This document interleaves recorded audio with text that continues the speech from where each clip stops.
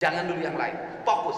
Saya sudah minta ke Menteri Desa, sudahlah duit dana desa ini fokuskan pada aspek-aspek yang menjadi kebutuhan pokok. Sampai kiamat desa nggak akan pernah maju, karena dana desanya dalam setiap tahun dibagi rata. Saya tahu kok. Harusnya bangunnya per blok, per RW. RW ini dana desanya sekian, dari kabupaten sekian, RW ini dari provinsi sekian. Malah saya ngajak di perencanaan APBD 2026-2027 ke seluruh kabupaten kota, mari kita bangun desa per RW, kita bangun. RW ini kewajiban kabupaten, RW ini kewajiban provinsi, RW ini kewajiban pusat.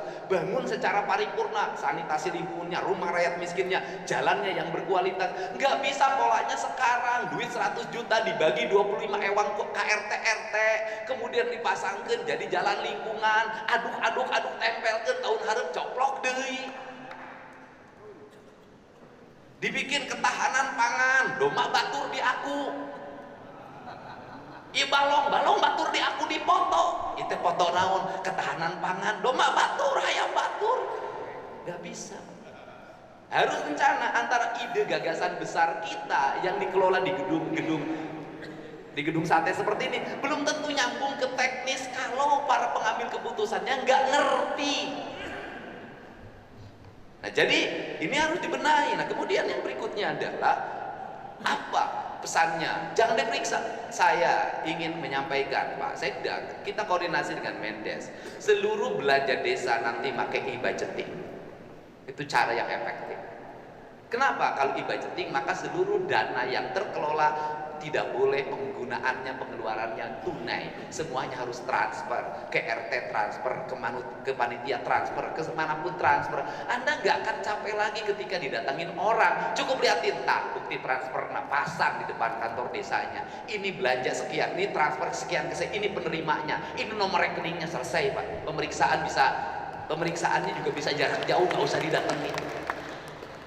Kan seperti itu. Ini cara untuk apa? Ya desa tenang. Tetapi di balik itu juga kepala desa harus mendapat perhatian. Kenapa? Kepala desa ini ada yang gajiannya 4 bulan sekali, tergantung bupatinya.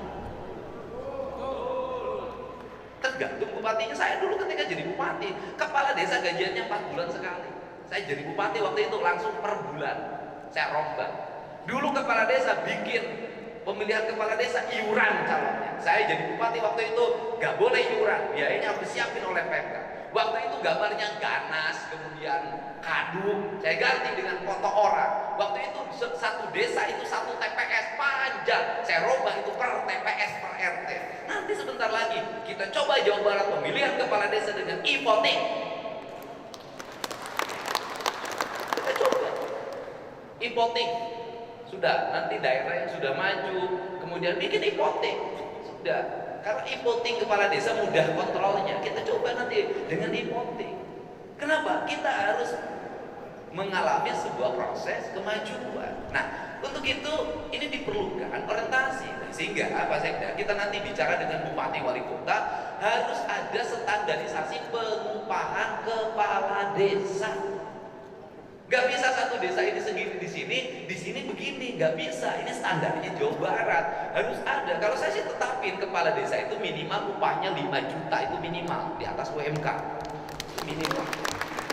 Dan tidak boleh telat, dia harus tiap bulan, tanggal 3 atau tanggal 4 tank masuk, tanggal 4 tank masuk, tanggal 4 masuk. Saya sudah membuat rencana program di 2027 untuk mendorong ekonomi pedesaan. Maka nanti saya akan menyiapkan agar uang itu langsung turun ke RT, turun ke RW, turun ke 5. Saya sudah buat konsep itu. Tetapi saya tidak akan dulu melakukan sekarang. Kenapa? Saya harus menyelesaikan program-program besar dulu. Jalannya harus bagus, irigasinya harus bagus, gedung sekolah harus bagus, gedung rumah sakit harus bagus, layanan publik pemerintah harus bagus. Uangnya tidak akan dulu saya bagi-bagi kemana-mana. Untuk apa? Selesaikan hal yang besar, setelah itu kita bikin rasa keadilan.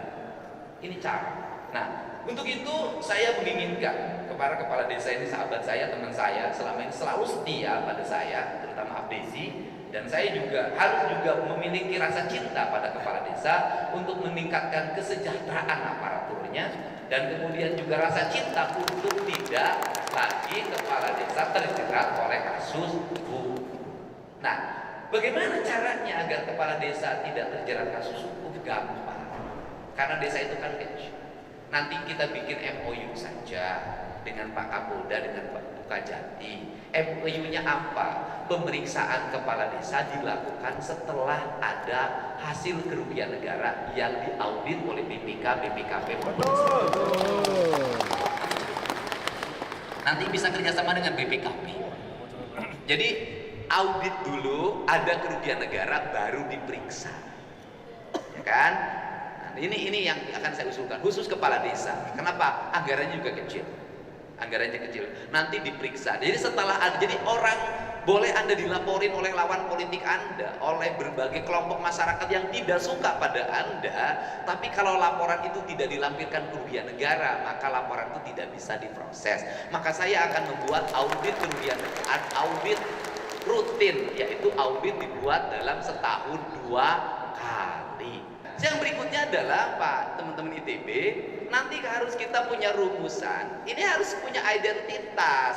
Kantor gubernur seperti ini, kantor bupati itu seperti ini loh desainnya, kantor camat seperti ini desainnya, kantor kades lurah itu seperti ini. Tidak jalan sendiri-sendiri. Kantor kepala desa siga istana tihangna gede haruleng we ketang ada fungsina. Kan nanti harus didesain Pak, desainnya. Nah, untuk apa? Nanti di setiap desa harus ada balai pertemuan desa, tempat bertemunya masyarakat, tempat interaksinya masyarakat, karena ruang desa semakin sempit.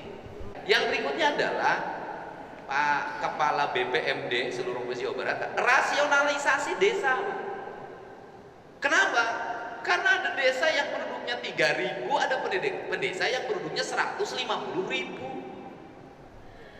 Sedangkan alokasi dananya nggak beda. Bagaimana desa yang 3.000, ada desa yang 2.000, ada desa yang 1.500, ada desa yang penduduknya 150.000, sama dengan satu kota di Kalimantan. Ini harus dibuat rasionalisasi.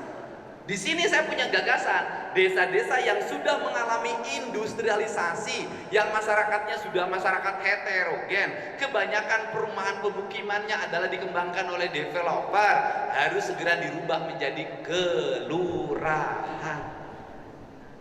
Sudah beda segmennya. Kenapa harus dirubah jadi kelurahan?